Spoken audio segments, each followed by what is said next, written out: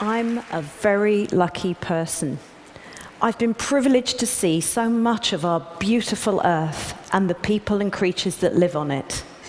And my passion was inspired at the age of 7 when my parents first took me to Morocco at the edge of the Sahara Desert.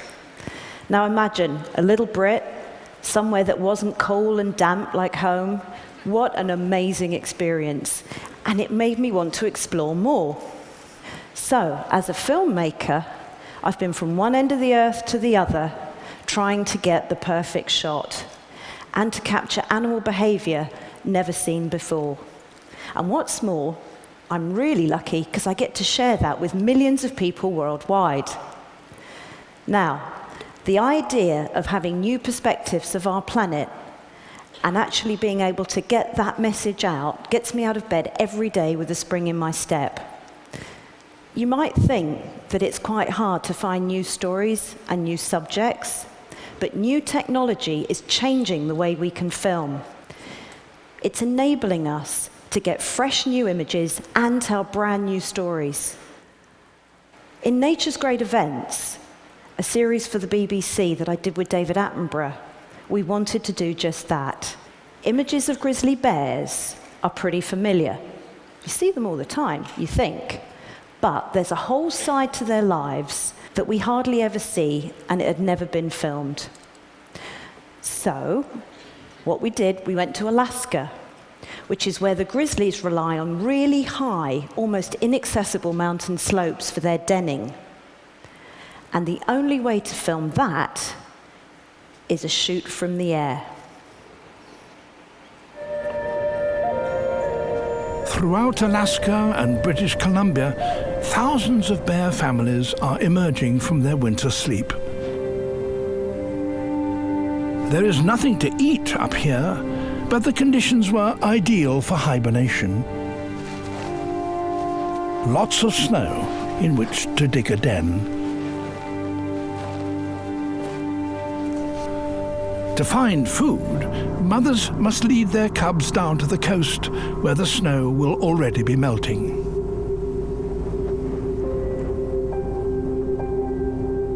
But getting down can be a challenge for small cubs.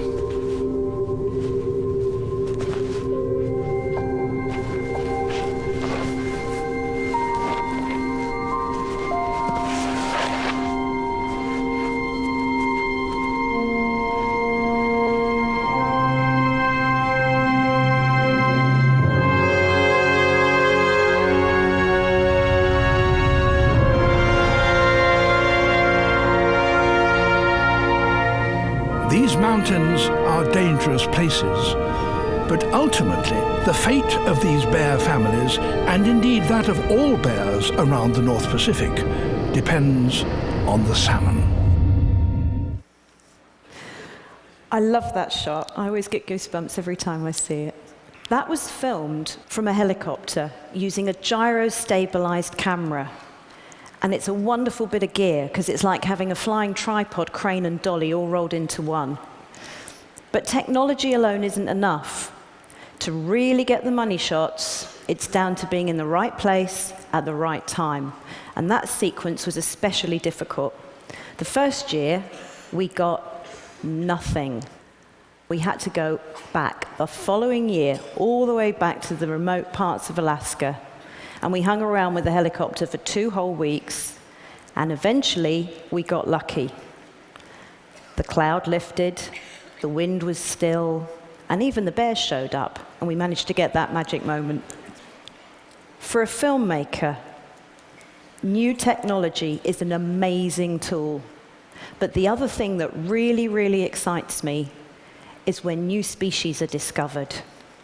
Now, when I heard about one animal, I knew we had to get it for my next series, Untamed America, for National Geographic. In 2005, a new species of bat was discovered in the cloud forests of Ecuador. And what was amazing about that discovery is that it also solved the mystery of what pollinated a unique flower. It depends solely on the bat. Now, the series hasn't even aired yet, so you're the very first to see this. See what you think.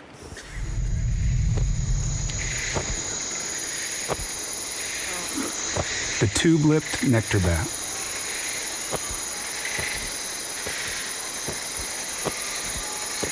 A pool of delicious nectar lies at the bottom of each flower's long flute. But how to reach it? Necessity is the mother of evolution.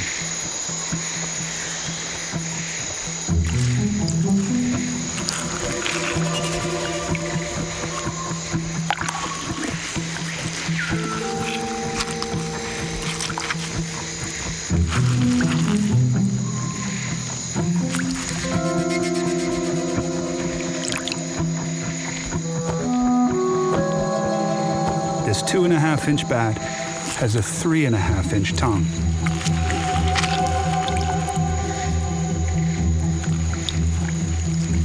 The longest relative to body length of any mammal in the world. If human, he'd have a 9-foot tongue.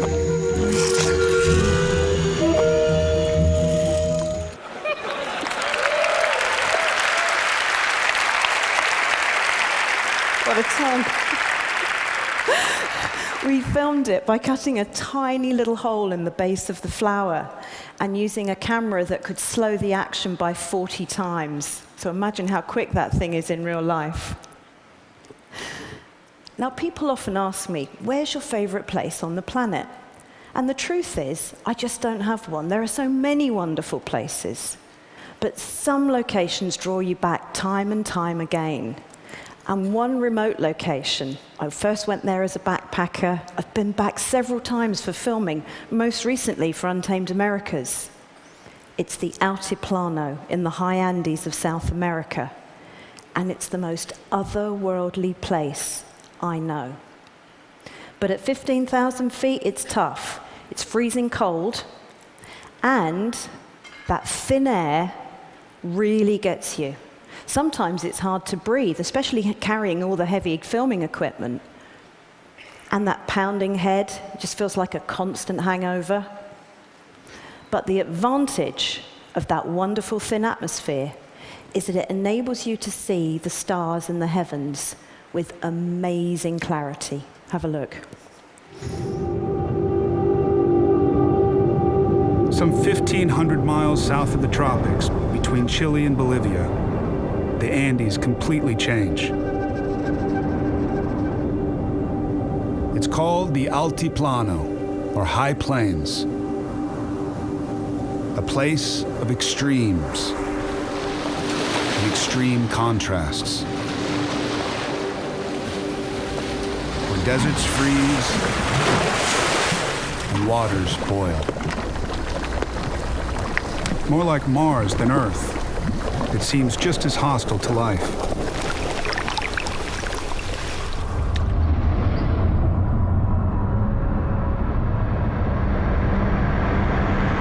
The stars themselves.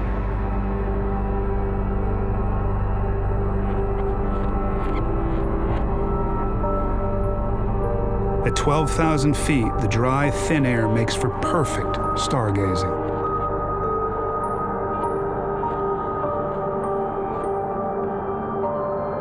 Some of the world's astronomers have telescopes nearby.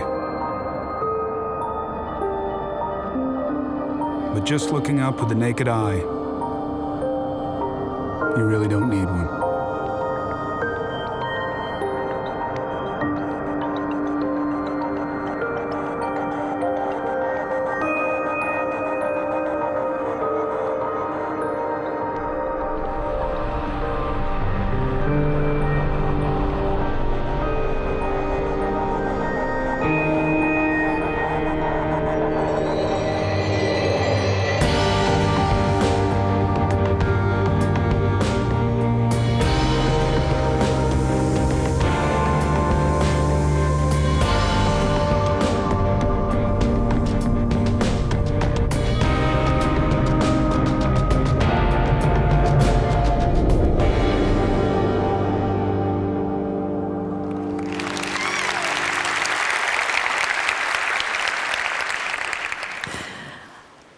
Thank you so much for letting me share some images of our magnificent, wonderful Earth. Thank you for letting me share that with you.